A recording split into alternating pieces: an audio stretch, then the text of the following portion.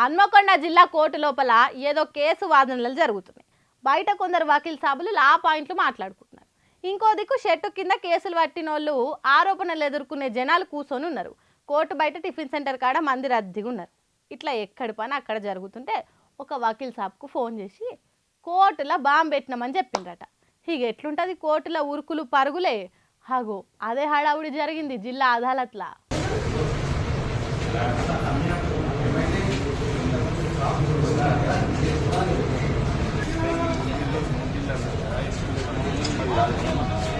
ఎవడో దుబ్బల బుర్రిగాడు ఫోన్ చేసి కోర్టులో బాంబు పెట్టినామంటే ఆగమాగమైండ్రట.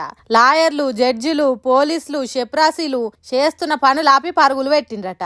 ఏంబటే ఇగో గిట్ల పోలీసులు దిగి బాంబు ఎక్కడున్నదని అంజనమేసి ఎంకులాట మొదలు పెట్టిండ్రట. బాంబు ఎవరు పెట్టిండ్రు, ఎందుకు పెట్టిండ్రు అనేది తర్వాత తెలుసుకోవచ్చు గాని ముందుగల్లా దాన్ని ఏడ పెట్టిండ్రో గాని పెట్టాలని దేవులాడిండ్రట. బాంబు వాసన ఉరక చూసే కుక్కలని ఎంట పెట్టుకొని బాంబున్న కాడ కుయ్యి కుయ్యని మొత్తుకునే మిషన్లు పట్టుకొని తిరిగిండ్రట.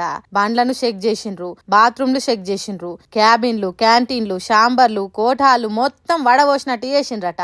ఏడ చూసినా బాంబు లేదు, దాని బత్తి కూడా దొరకలేదట. కొద్దిసేపటికి ఊపిరి పీల్చుకొని ఎవడో ఉత్త ఉడాల్గాడు చేసిన పని తప్ప ఇంకోటి కాదు, కుక్క బెదిరించి చెప్పెత్తుకపోయినట్టు చేద్దామని చూసిండు ఎవడో ఉల్ఫాగాడని అనుకున్నారట. అట్లా ఉత్తగా వాడిని వదిలిపెడితే ఎట్లా? అందుకే వాడెవడు ఫోన్ చేసి బెదిరించిండు అనేది కూడా తెలుసుకునే తానికి వాడిని దొరకబట్టే పనులున్నారట పోలీసులు. ఇగో కిసొంటోలు చేయబట్టి నిజంగా ఎవడన్నా బాంబు పెట్టి ఫోన్ చేసినా భయపడకుట అవుతుంది. పోలీసార్లు జర వాడెవడో తొందరగా దొరకబట్టి తోడపాశం పెట్టుండ్రి, ఇంకోసారి ఎవ్వలకు ఫోన్ చేయకుండా అని కోరుతున్నారు ప్రతిరోజు కోర్టుకు పోయే జనాలు.